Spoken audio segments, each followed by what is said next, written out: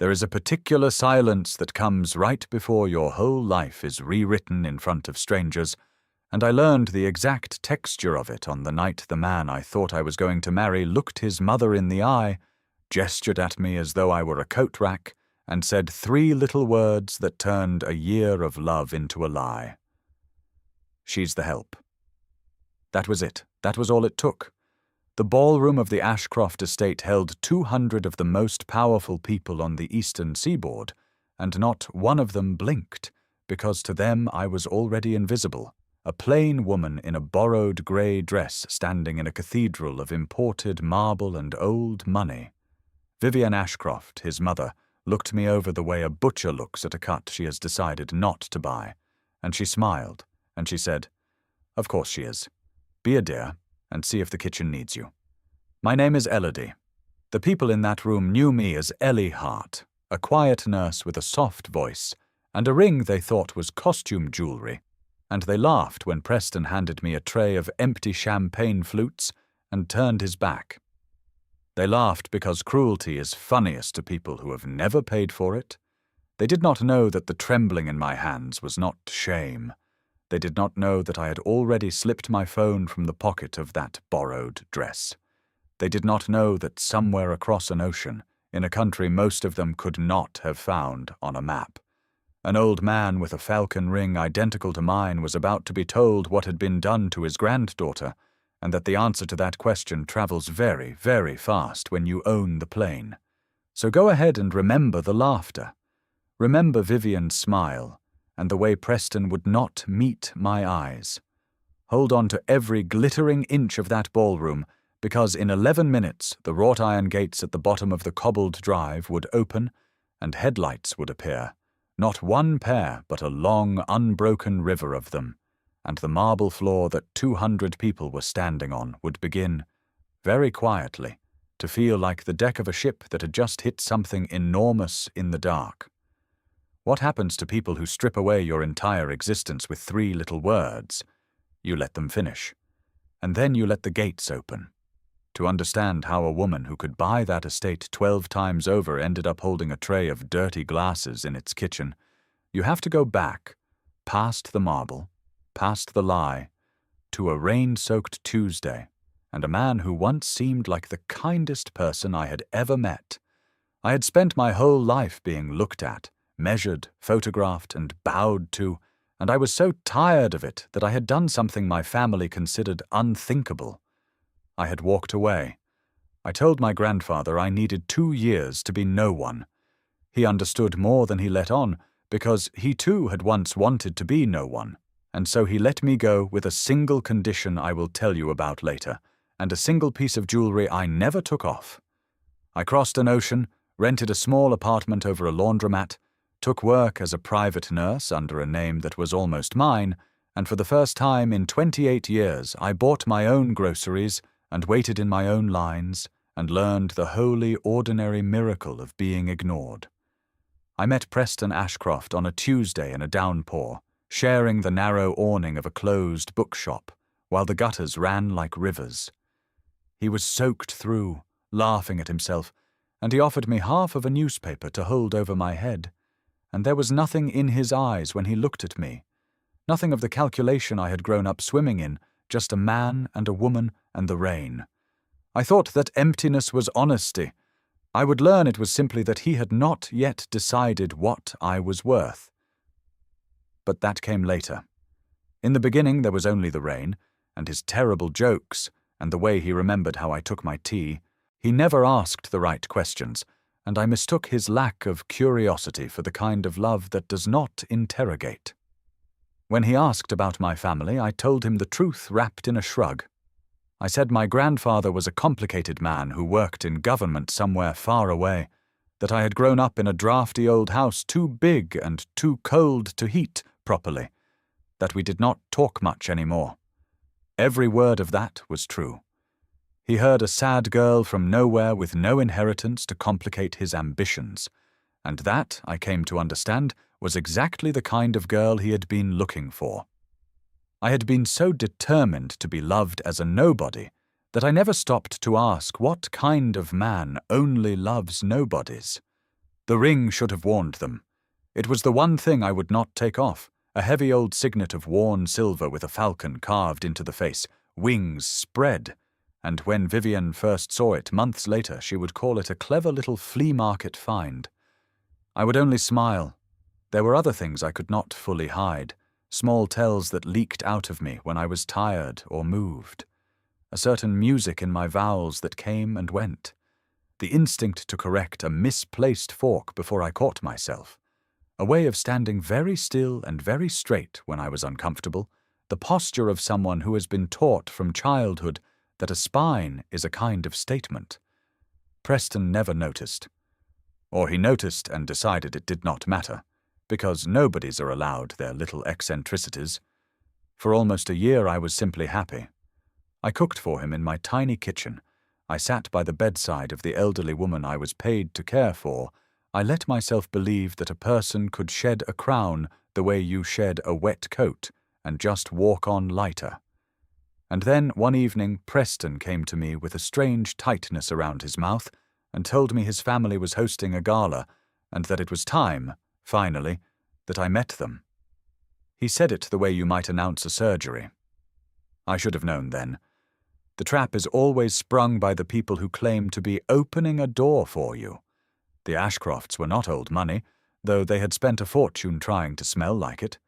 Reginald Ashcroft had built Ashcroft Holdings out of leverage and nerve, a tower of borrowed brilliance that looked from the outside like an empire, and his wife Vivian had spent 30 years sanding the new money shine off it with charity boards and the right schools and a ruthless instinct for who mattered and who could be discarded. Their daughter Camilla had inherited her mother's eye for hierarchy, and none of her restraint. And their son Preston had inherited the family's deepest fear, the one they never spoke aloud, which was the suspicion that all of it could vanish overnight, because all of it was built on debt. What I did not know, what Preston did not bother to tell me as we drove up the long cobbled drive toward a house lit like a cruise ship, was that this gala was not a party. It was a rescue. Ashcroft Holdings was quietly drowning. Reginald had spent a year courting a single anchor investor whose money could refloat everything, a sovereign fund attached to a small wealthy kingdom in the Alps, a fund whose representatives had finally agreed to send a delegation to this very gathering to decide whether the Ashcroft name was worth saving. They had been told a member of the royal house might even attend, incognito, to take the measure of the family in private before any deal was signed. So the Ashcrofts had emptied their accounts to dazzle a kingdom called Adravia. They had hired orchestras and flown in flowers and polished every surface to a mirror, all to impress the crown of a country whose princess was, at that moment, sitting in the passenger seat of Preston's car in a grey dress she had bought on sale, twisting a silver falcon ring around her finger and hoping his mother would simply be kind. I remember the drive. I remember the gravel under the tires sounding like applause, the topiaries clipped into impossible geometry, the fountains lit from below so the water glowed like something molten. Preston's hands were sweating on the wheel. "Just," he said, and stopped, and started again. "My mother can be a lot. Don't take it personally if she's cool at first. And maybe," he said, eyes fixed on the road, "maybe don't mention the nursing thing right away. Or the apartment, or, just let me lead." I asked him what he meant. He didn't answer. He just pulled up to the grand portico where a man in livery opened my door, and I stepped out into a world I had spent 2 years pretending I had escaped. And I felt the old armor settle over me without my permission, the straight spine, the level chin, and I told it to stand down because tonight I only wanted to be Ellie, the woman Preston loved. The trouble is that the man Preston was about to become did not love anyone. Inside, the house was a wound dripping with gold.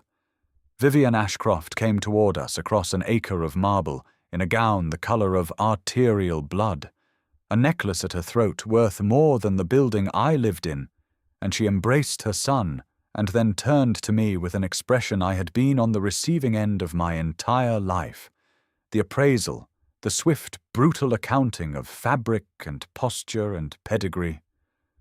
I watched her tally me up, the grey dress, the bare wrists, the ring she dismissed in half a second, and I watched her reach a verdict, and the verdict was contempt. "And who?" she said, in a voice like cold honey. "Is this?" Preston opened his mouth. This was the moment. A year of mornings, of rain, of the way he had whispered into my hair that I was the realest thing he had ever touched. All of it balanced on the point of a single sentence. And my Preston, my kind, ordinary Preston, glanced at his mother's face, read the contempt there, calculated the cost of me against the cost of her approval, and chose. "Oh, her," he said with a small, dismissive laugh that I will hear until the day I die. "She's the help." The silence that followed was the silence I told you about at the very beginning, the one with its own texture, cold and total. I felt the words land somewhere beneath my ribs. Vivian's face transformed into a smile of genuine delight, the relief of a woman who had briefly feared her son might disgrace her, and now found her order restored. "Of course she is," she purred. "Be a dear, and see if the kitchen needs you." And the worst part, the part that still amazes me, is that I went. Not out of obedience, out of a kind of suspended disbelief, a need to see exactly how far this would go before someone, anyone, said stop. The kitchen did not need me. The staff, real working people with real exhaustion in their faces, looked at the grey dress and the stunned expression and understood instantly what had been done, and an older woman with flour on her apron pressed a glass of water into my hand and said nothing, and her kindness nearly broke me when the cruelty had not. Then a server came back for more champagne, and Camilla, Preston's sister, swept in behind her, scanning the room until her eyes found me, and she smiled the way her mother smiled. "There you are," she said. "Mummy says you can help pass the canapes. Try not to drop anything, the trays are antique." She handed me a tray. She watched me take it, and then she leaned in close, so the staff could not hear, and she said the thing that told me everything I needed to know about the family I had almost married into. "You know," she murmured, looking me up and down, "I'll give Preston this. He's good at finding strays. But quality is something you're born with, sweetheart. It can't be taught, and it certainly can't be faked. You should have known you didn't belong here the moment you saw the floor." She tapped my falcon ring with one lacquered nail. "Cute. Did it come with cereal?"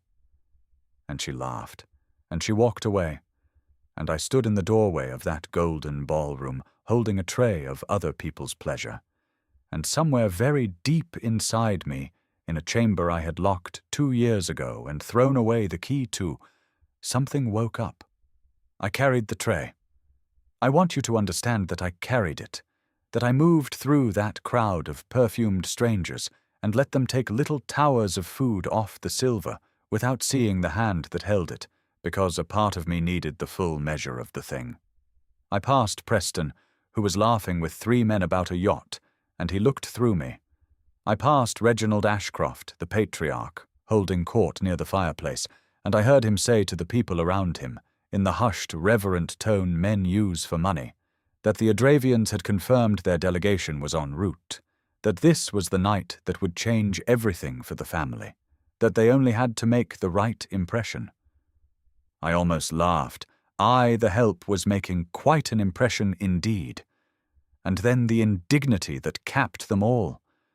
A woman in diamonds, gesturing too widely as she told a story, knocked the edge of my tray, and the glasses went, and red wine bloomed across the front of my grey dress and across the ivory train of Vivian Ashcroft's gown where she stood beside her.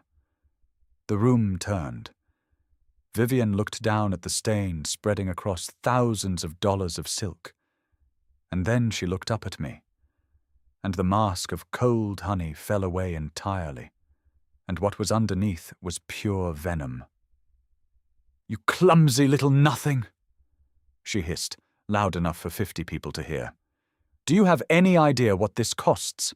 You people are all the same. You get 1 foot inside a real house and you think you belong. Get her out of my sight before she ruins anything else." And in the silence, in the staring, in the sea of faces enjoying my humiliation, one chair scraped back. An old woman rose. Cordelia Ashcroft, Reginald's mother, 80 years old, and the only person in that family with any blood worth the name, stood from her seat by the window and said in a voice that cut through the murmur like a blade, "Vivian, that is enough." It was the first kind thing said to me in that house by anyone who shared its name, and I would not forget it. But I did not need rescuing.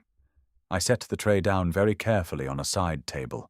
I looked at the wine on my dress, red as a warning, and then I looked at Vivian Ashcroft, and for the first time all evening I let my spine become the statement it had always been, and I felt the old self rise up through me like water filling a glass, and I said quietly, "Excuse me, I need to make a phone call." I walked out onto the terrace alone.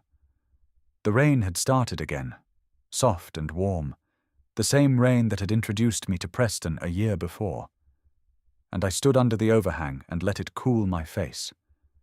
And I took out my phone.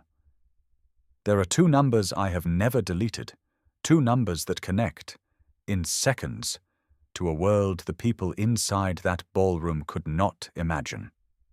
The first belongs to Colonel Stoll, who has run my protection detail since I was 9 years old, and who had spent the last 2 years parked, at my insistence, a discreet and aching distance from my new life. The second belongs to my grandfather. I called the Colonel first. He answered on the first ring, the way he always does, with my name, my real name, the one no one in that house had ever heard. "Your Highness." I heard the alertness snap into his voice the way it does when he senses something has changed. I told him where I was.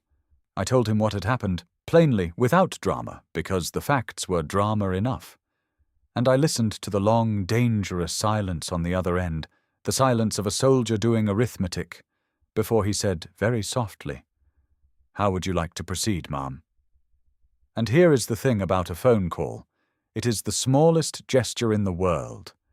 A thumb on glass, a few words into the dark. The Ashcrofts had spent a fortune on orchestras and flowers and antique trays to bend a kingdom to their will, and they never understood that the only instrument that mattered that night was a cheap phone in the wet hands of the woman they had sent to the kitchen. "Colonel," I said, and I heard the warmth drain out of my own voice and something older and colder take its place, the voice I was raised to use, the voice that does not request. "The delegation Mr. Ashcroft has been so desperately courting. Where is it?" He told me. 11 minutes out, 40 vehicles, the full convoy, exactly as protocol demands when the reigning monarch travels, because my grandfather, it turned out, had not sent a delegation at all. He had decided to come himself, to surprise me, to see for one evening the ordinary life his granddaughter had built before her. 2 years ended, and she came home, as she had promised she would. He had been told the Ashcroft Gala was where I would be. He thought he was coming to a party where his beloved Elodie was a guest of honor. He had no idea she had been handed a tray. "Colonel," I said, "do not tell my grandfather what was said to me. Not yet. He is an old man with a long memory and a short temper, and I want to handle the first part myself. Just bring him in. Full protocol. Nothing quiet. No discretion. I want every gate open and every light on. I want them to hear you coming." A pause. Then, with something that might have been satisfaction in his iron voice, "Understood, ma'am. We hit the gates in 4 minutes." I hung up. I stood in the warm rain a moment longer, and through the tall glass doors I could see them all. Vivian dabbing at her ruined gown, Camilla laughing, Preston still turned away from where I had been standing, Reginald checking his watch and his phone, all of them waiting for the kingdom to arrive, and not one of them knowing it already had, that it had been among them all night, that it had carried their canapes. I thought about the condition my grandfather had set when he let me go. He had said, "You may be no one for 2 years, child, but you will wear the ring, and if anyone ever lays a hand on you or treats my blood like dirt, you will not protect them from me." I had laughed at the time. I was not laughing now. I went back inside. The warm rain came in with me, beading on my shoulders, and I walked through that ballroom a different woman than the one who had left it, and a few people noticed, the way animals notice a change in pressure before a storm. Vivian saw me and her eyes narrowed. "I thought I told you to leave." "You did," I said. My voice had changed, and she heard it, and a flicker of something crossed her face that she did not have a name for yet. "I'm afraid I can't. I'm expecting someone." She laughed, but it was uncertain now.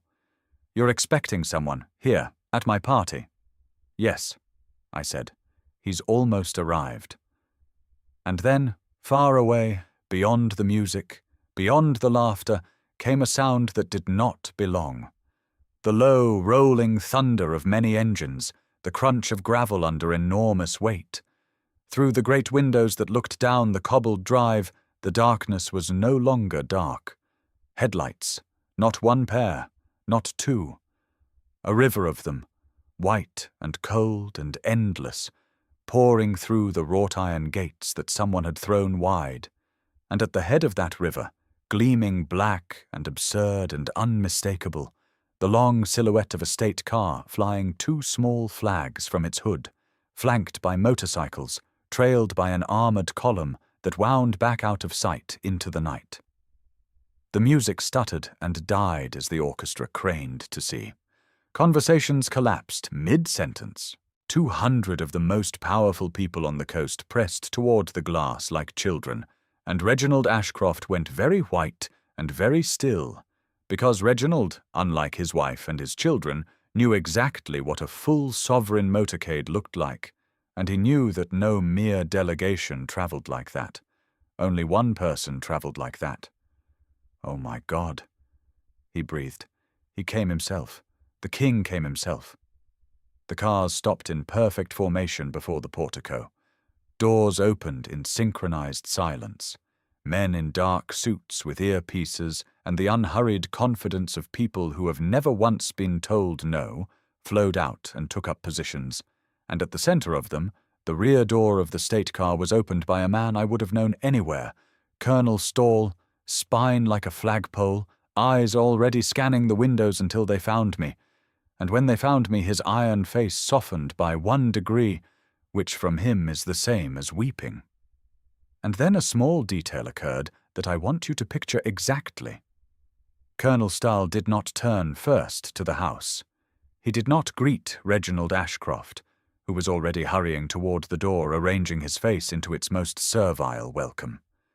The colonel turned instead toward the windows, found me through the glass, and bowed. A deep, formal, unmistakable bow, the bow you give to one person and one person only. And 40 men in dark suits, seeing him bow, turned as one toward the same window, and bowed with him. 200 guests followed the line of all those bowed heads, through the glass, across the ballroom, past the orchestra, to the woman in the wine-stained grey dress standing alone with rain still in her hair. To me, to the help. The silence that fell then was the deepest of the entire night. Somewhere in the crowd, a champagne flute slipped from someone's fingers and shattered on the marble, and the sound of it was enormous. Reginald turned slowly from the door. Vivian's hand had risen to the diamonds at her throat. Camilla's smile had frozen and begun to crack. And Preston, my Preston, finally looked at me. Really looked, and I watched a year of choices arrive at their destination in his eyes all at once. I did not move toward them. I let them come to me. That is the first thing they teach you. You do not chase. You are the still point, and the world rearranges itself around your stillness. And then the great doors opened fully, and my grandfather walked in.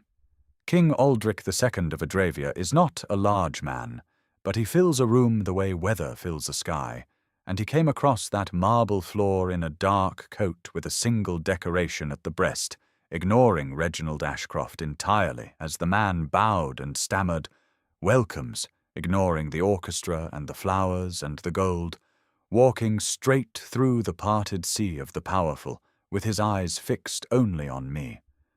And when he reached me, he stopped, and he took in the grey dress, and the wine stain, and the rain in my hair, and his old face moved through several things very quickly, and what it settled on was a terrible gentleness. "Elodie," he said, in the language of our home, and then in theirs, for the benefit of the listening room. "My child, whatever are you wearing?" "It's a long story, grandfather," I said. He looked, slowly, at the wine soaking the front of my dress. He looked at the tray I had set down, still bearing 2 abandoned glasses. He looked at the faces around us, reading the room the way he has read rooms for 60 years. And I watched him assemble the truth from the pieces without my saying a word, because he did not become king by being slow. When he spoke again, his voice had not risen at all. It had dropped and gone very quiet, and in my entire life I have never heard a sound more frightening than my grandfather going quiet. "Someone," he said to the silent ballroom, "is going to explain to me why my granddaughter is wearing another woman's wine." No one moved, so I did. I would handle the first part myself. I had told the colonel, and I meant it. I turned to face the family, and I felt the last of Ellie Hart fall away from me like the warm rain off a cold window. And Princess Elodie of the House of Adler looked at the people who had spent the evening teaching her where she belonged. "Allow me to introduce myself properly," I said, and my voice carried to every corner. Since I was introduced so memorably earlier, my name is Elodie. I am the granddaughter of His Majesty King Aldrich II. I am the woman your son has spent the last year claiming to love. And I am, as your son so eloquently informed this entire room 2 hours ago. And here I turned and looked directly at Preston, and I let the words drop one at a time like stones into still water. The help. The word detonated. I watched it move through the crowd, watched comprehension arrive on 200 faces in a wave. Reginald Ashcroft made a sound like a man who has just felt the first crack in the ice beneath his feet. Because Reginald understood, before any of them, what this meant. The anchor investor. The kingdom that could save his drowning empire. The royal house whose approval he had bankrupted himself to court. He had been chasing the favor of Adravia for a year, and the daughter of Adravia had been standing in his kitchen, and his son had called her the help, and his wife had thrown her out, and the king of that kingdom was now standing in his ballroom, watching his granddaughter wear someone else's wine. "Your Majesty," Reginald began, lunging into the silence, his voice cracking, "there has been a truly terrible misunderstanding. My family would never. We are honored beyond words to host." My grandfather lifted one hand, not even looking at him, and Reginald stopped as though a wall had appeared in front of his mouth. "I am not speaking to you," the king said mildly. "I am speaking to my granddaughter, Elodie. Tell me their names." And so the reckoning began, and it began as these things should from the bottom. I did not start with Reginald. I did not start with Vivienne. I started small because the lesson is always clearest when it is administered in order. "The young woman by the fireplace," I said, "is Camilla, the daughter. She handed me a tray. She told me that quality is something you are born with and cannot be faked. And she asked if my ring came free with breakfast cereal." I held up my hand. The falcon ring caught the light.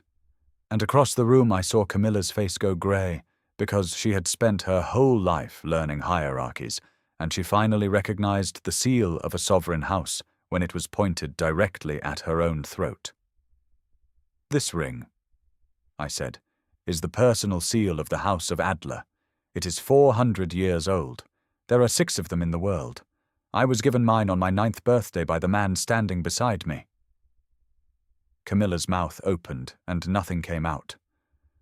"She is afraid now," my grandfather observed quietly, "which is the beginning of wisdom, but only the beginning." Then he did look at Reginald, and he said in the same mild voice, "Colonel Stawell, the young woman insulted my granddaughter and mocked the seal of my house. See that she is removed from every board, every committee, and every guest list that the Crown's investments touch. I believe that is rather a long list in this city." The colonel inclined his head. "It is, Majesty."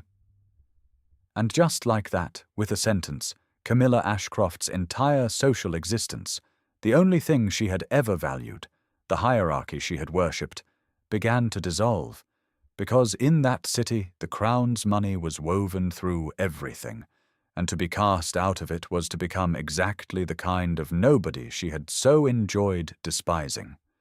She fled the room in tears. We were only getting started. I moved up the ladder.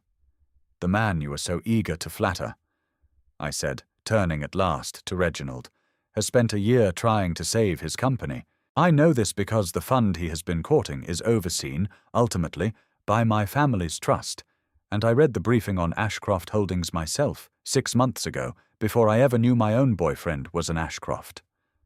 This was true. It is a strange thing. To discover the man you love is a line item in your own family's accounts. "Your company is insolvent, Mr. Ashcroft. It has been insolvent for some time. Tonight was meant to be its rescue. You were going to make the right impression on the Crown of Adravia." I let that sit.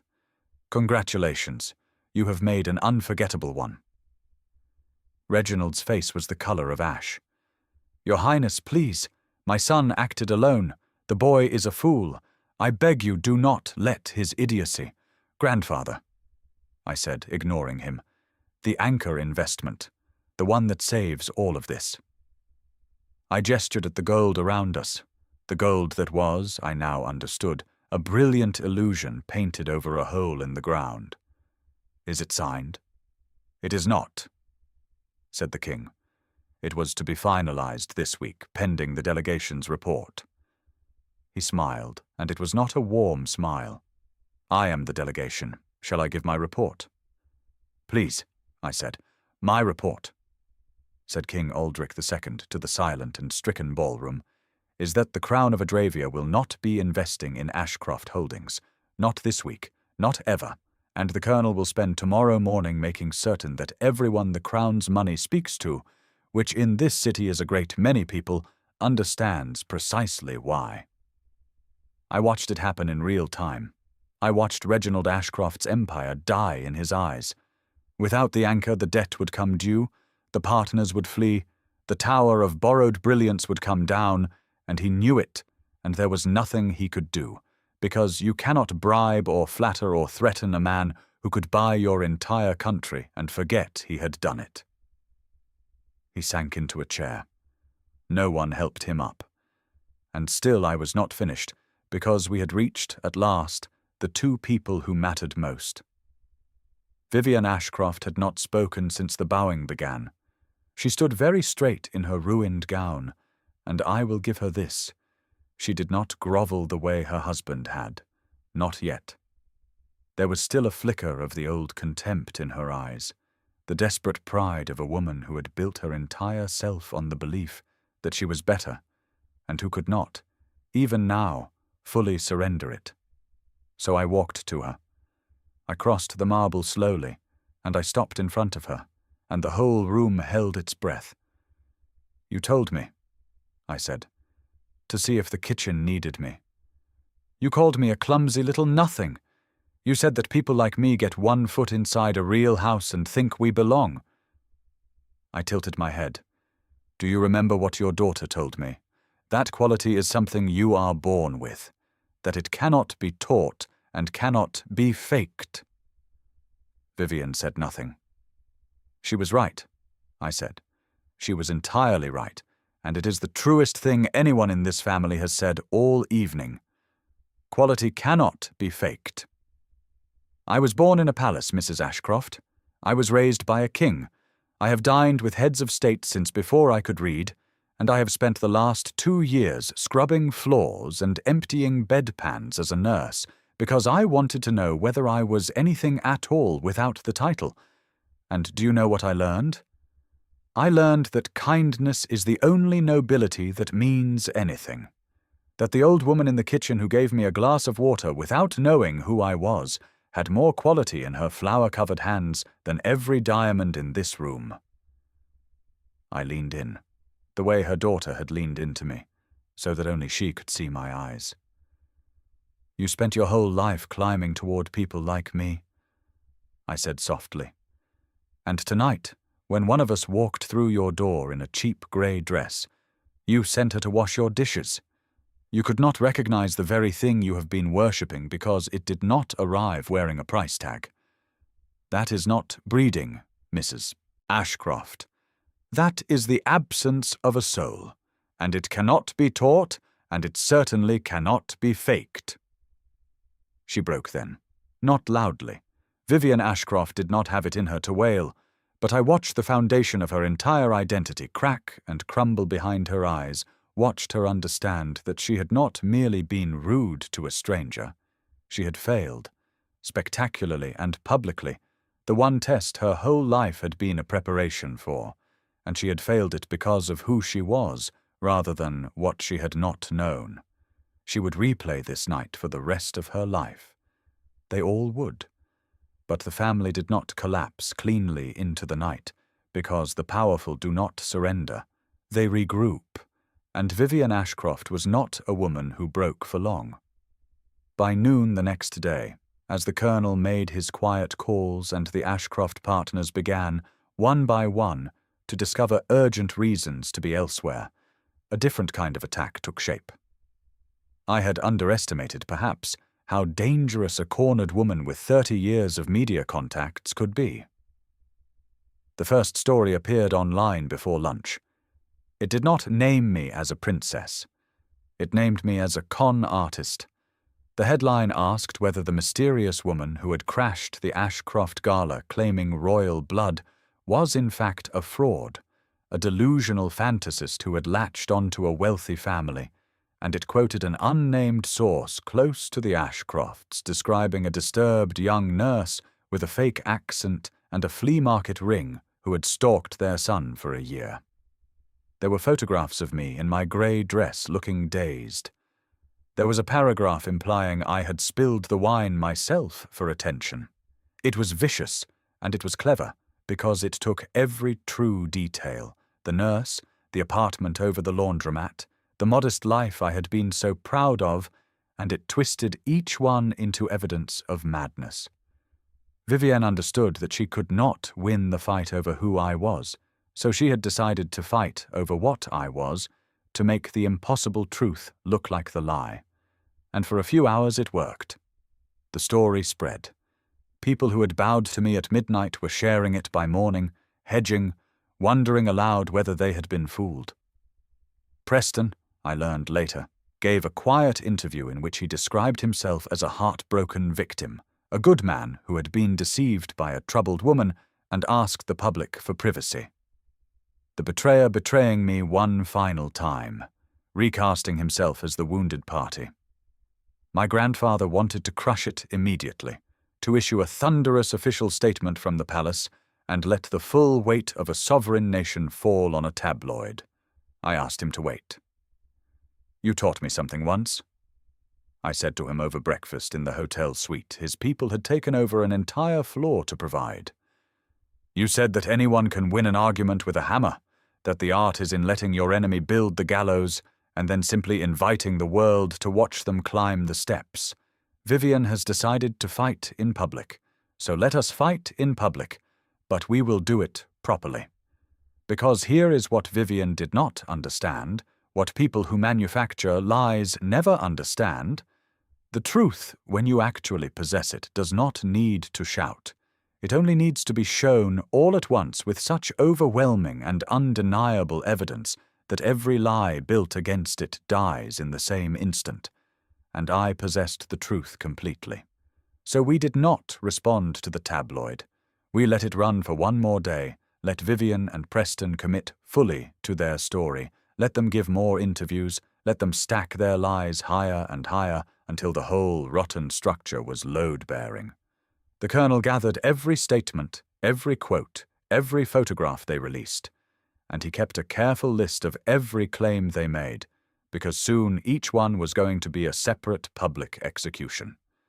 And then on the third day, the Crown of Adravia announced a press conference. Not a statement, not a denial. A full state press conference, held in the Grand Hall of the Consulate, broadcast live, the kind of event reserved for treaties and royal weddings. The world tuned in expecting a scandal. What it got was a coronation of the truth. The final takedown was a thing of terrible beauty, and I confess I enjoyed every second of it. I walked out to that podium not as Ellie Hart in a borrowed dress, but as Her Royal Highness Princess Elodie of the House of Adler, in the deep midnight blue of my country, the falcon seal of my house on a sash across my shoulder, my grandfather the king seated behind me, beneath the flag of our nation. The room of journalists fell silent, and I did not rage, I did not weep. I simply began, calmly, to lay the truth on the table one piece at a time, and to invite the Ashcrofts to climb their gallows. I displayed the 400-year-old ring and the official record of the 6 seals of my house. I displayed my birth records, sealed by the Crown. I displayed, because Vivian's unnamed source had been so very confident, the security logs of my protection detail documenting every one of the 2 years I had spent living quietly as a nurse, the apartment lease, the references from the families I had cared for, the testimony of the elderly woman whose final months I had eased, who was wheeled in to speak, trembling and fierce, about the young nurse who had held her hand through the nights. And then I turned to the lies. A source close to the Ashcroft family, I said, reading from Vivian's own published words, described me as a fraud with a fake accent. This is my accent. I have only ever had this one. Laughter, warm and on my side now.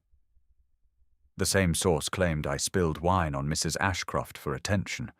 There were 200 witnesses, and a great deal of security footage, which the consulate has made available, showing precisely how the wine was spilled and by whom, while I was holding a tray Mrs. Ashcroft's daughter ordered me to carry. I looked into the cameras. I was, as the family's son announced to a room of 200 people, the help.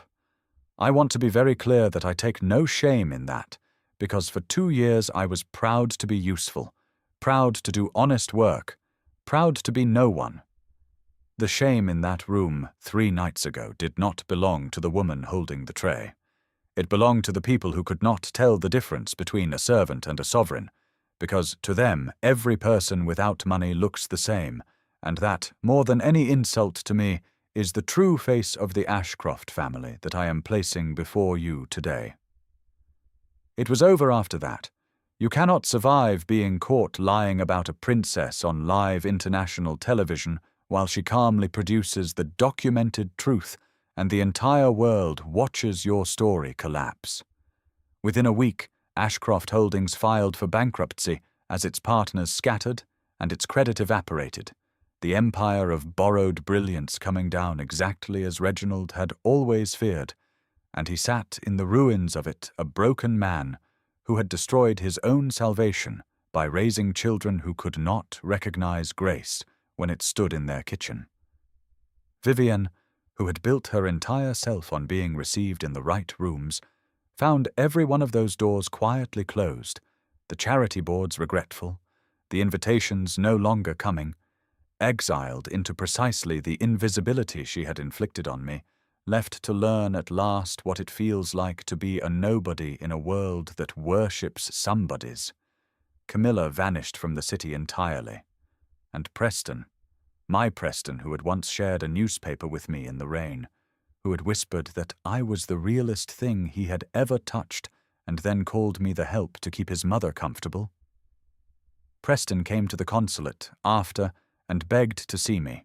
He stood in the marble foyer in a suit that no longer fit a life he no longer had, and he said he was sorry, that he had panicked, that he had loved me all along, that surely now, given everything, we could begin again.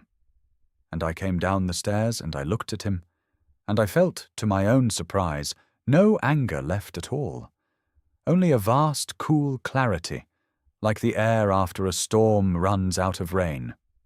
You said 3 words, I told him.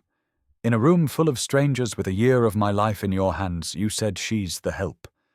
You did not say them because you were cruel, Preston. Camilla was cruel, your mother was cruel, and cruelty, at least, is honest. You said them because you were a coward, and a coward will always, every single time, hand you to the wolves to save himself one moment of discomfort. I stepped back. I do not marry cowards. I do not even remember them. Goodbye, Preston. And I turned and walked back up the stairs, and I did not look back, and that, more than the bankruptcies and the exiles and the live television, was the takedown that mattered, because the others lost their money and their standing, but he lost the one thing that had been real, and he would spend the rest of his life knowing exactly what he had thrown away with 3 little words.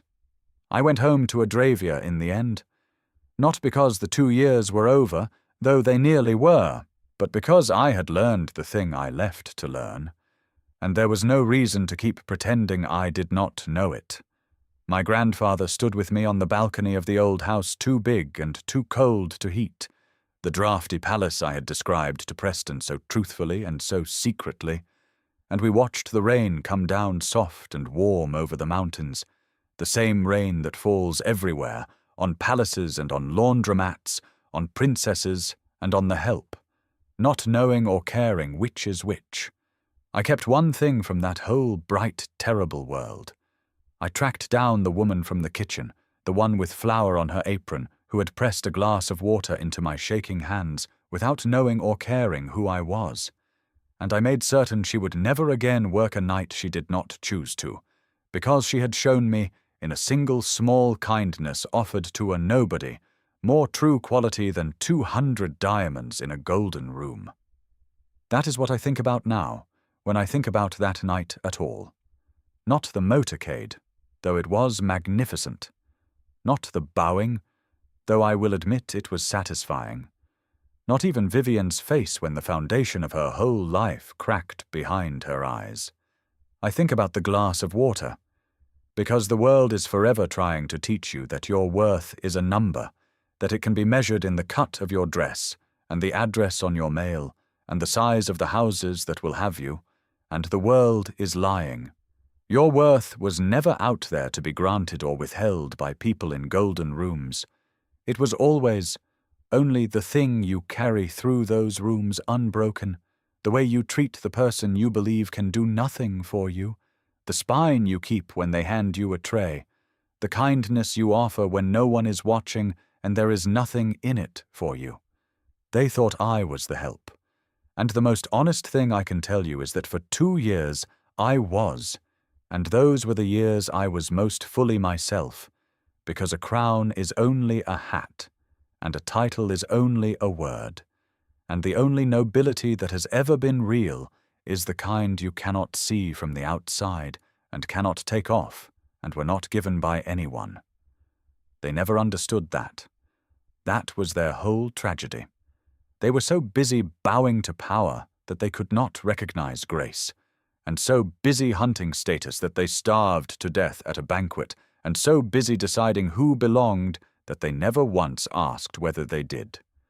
So let me ask you something now, you who have stayed with me to the end of this. When the next person walks into your life in a cheap grey dress, when the next nobody hands you your coffee or empties your bin or holds the door, will you see them? Or will you see only the dress?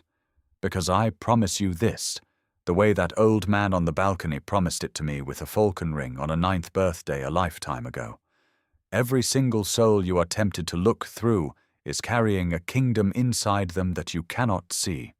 And the day will come, as surely as the gates open and the headlights pour through the dark, when the ground beneath your most comfortable cruelty will begin, very quietly, to shake. Be the kind of person who would have given her the glass of water. Be the kind of person the storm comes for, and not the kind it comes against. That is the whole of it. That is the only lesson worth 8,000 words and a motorcade.